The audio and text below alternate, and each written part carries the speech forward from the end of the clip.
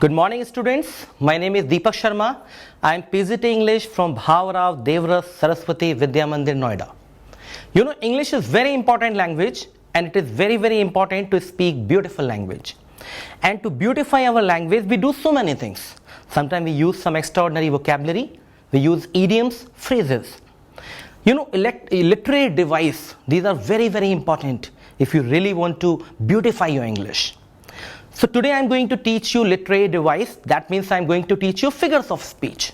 There are so many figures of speech which are being taught. But still I would like to tell you that there are few figures of speech which are really very important and each and every student must be aware about it.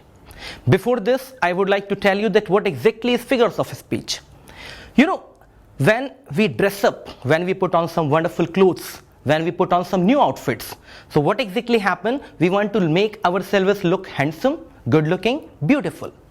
And if we wear ornaments of gold, ornaments of silver, ornaments, different kind of ornaments, so it basically makes us look more beautiful. So figures of speech, it is almost, you can compare it with the ornaments. Ornaments beautifies us and figures of speech beautify the language. So first of all, I would like to tell you the definition of figures of speech. A figure of speech is basically a departure from the ordinary form of expression or the ordinary course of ideas in order to produce a greater effect. That means if you are using figures of speech in your language, then your language is going to be very impressive. If you use figures of speech in your writing skill, then definitely whatever you are going to write, the teacher is going to be very impressive. The teacher is going to be very much impressed.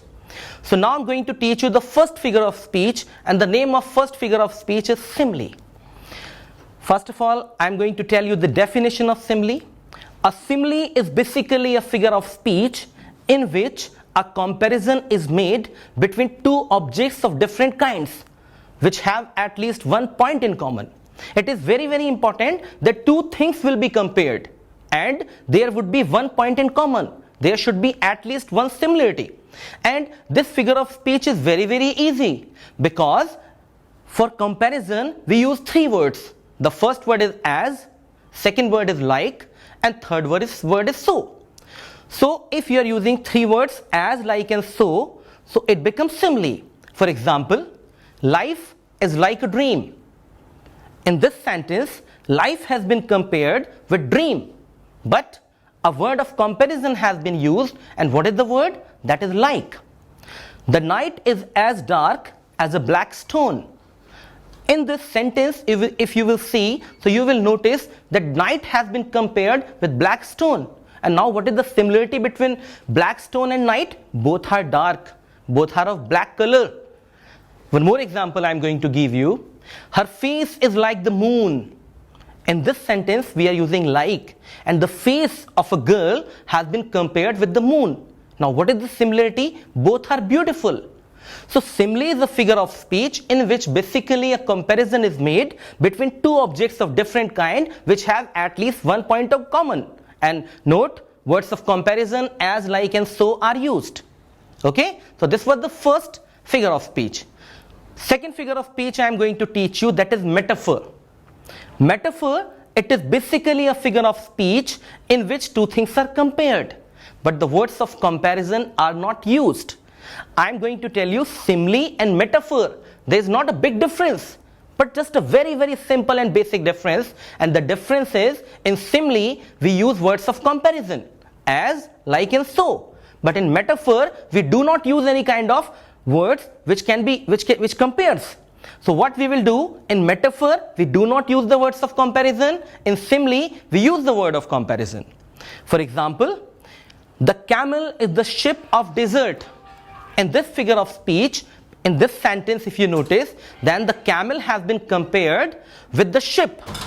But the word of comparison has not been used.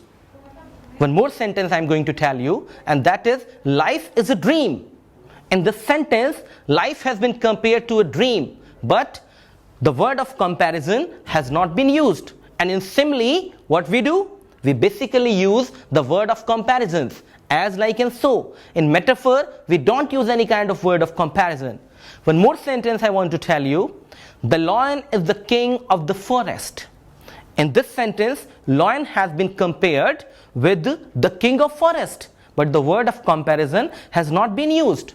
So simile and metaphor both are very, very important for your examination purpose as well. One more figure of speech I am going to teach you, and that is personification. Personification in Hindi we call it manvikaran. For definition I am going to tell you, personification is that figure of speech in which lifeless objects and abstract ideas are thought of as living beings. That means in this figure of speech, the objects, the things, the ideas which are not living, they will be considered as living. For example, experience is the best teacher. So if you see this sentence, then you will get to know that experience has been compared with teacher. Now what is experience? Experience is basically something which is non-living. And what is teacher? Teacher is a living creature. So experience is the best teacher. So in this particular sentence, a non-living thing, a non-living feeling has been compared to something which is living. Love is blind. That is the next example. You know love, what is love? Love is basically a feeling, but it has been compared with something which is living, because who can be blind? Only living creatures can be blind. I can be blind, you can be blind, any living creature can be blind. So in this basically sentence you will get to know that love has been personified. Anxiety is sitting on her face. In this sentence, anxiety means worry. Worry is sitting on her face. Can you see worry? Can you feel worry? Or can we touch worry? Neither we can touch worry nor we can see. But what we can do? Yes, we can feel it. So in this particular sentence, anxiety has been compared with the living creature, because only the living creatures can sit. Okay, so this was the third, basically this was the third figures of speech I taught. Now I am going to teach you the next one, and the next one is hyperbole. This is very, very important figure of speech, and hyperbole is basically a figure of speech in which things or persons are represented as greater or less, better or worse than actually are. That means in this figure of speech, whether it is a person or it is anything, it is compared to something maybe very great, the greatest, maybe very low, maybe something very nice or something worst. So this is a figure of speech in which things are compared in some awkward manner, right? For example, their chief was mountain high. Chief means basically the kingpin, the head of a group, and it was mountain high. So what this particular sentence suggests, that maybe the mountain is very low or the chief is very high. It is very, very difficult for a chief to be that much high. So in this figure of speech, something has been represented very high. So it shows that this is hyperbole. The next sentence suggests she shed oceans of tears.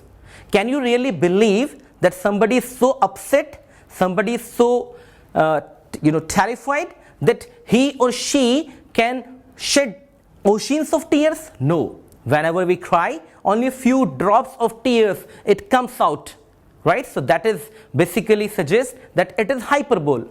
One more example I am going to give you. 10,000 saw I at a glance. You know, at one time, at particular one point of time, we can focus only on one thing.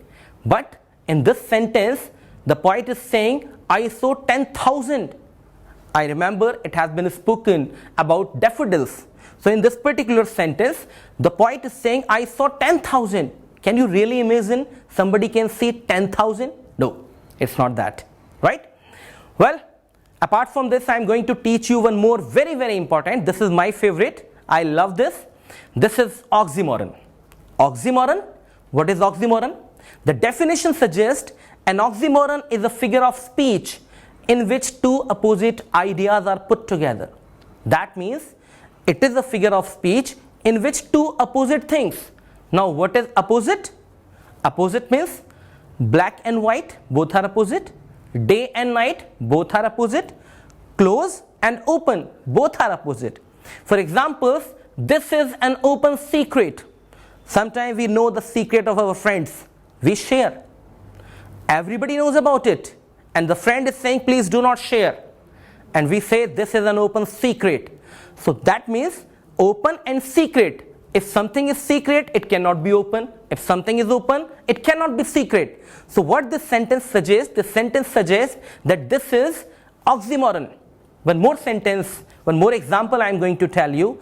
The shopkeeper was an honest robber. Right? The sentence suggests very nicely that the shopkeeper was honest robber. Do you really think somebody who is honest, he can be a robber? Or do you really believe that somebody who is robber, he can be honest? Right? So this is quite entertaining as well, but this is very nice, right? So honest and robber both are opposite word of each other. So it suggests that this is oxymoron. One more example I am going to give you. Love is bittersweet. Now what is bitter? Bitters are medicine. You cannot taste it, right? Especially children, they cry when they take medicine. But over here it has been said about the love. Love is a bittersweet. Right? In our society it is said, it is something a laddu. If you eat, you will regret. If you don't eat, you will regret. So love is a bittersweet. Bitter and sweet both are opposite words of each other. So this also example suggests that this is oxymoron because two opposite things have been put together. The last figure of speech I am going to tell you, that is onomatopoeia.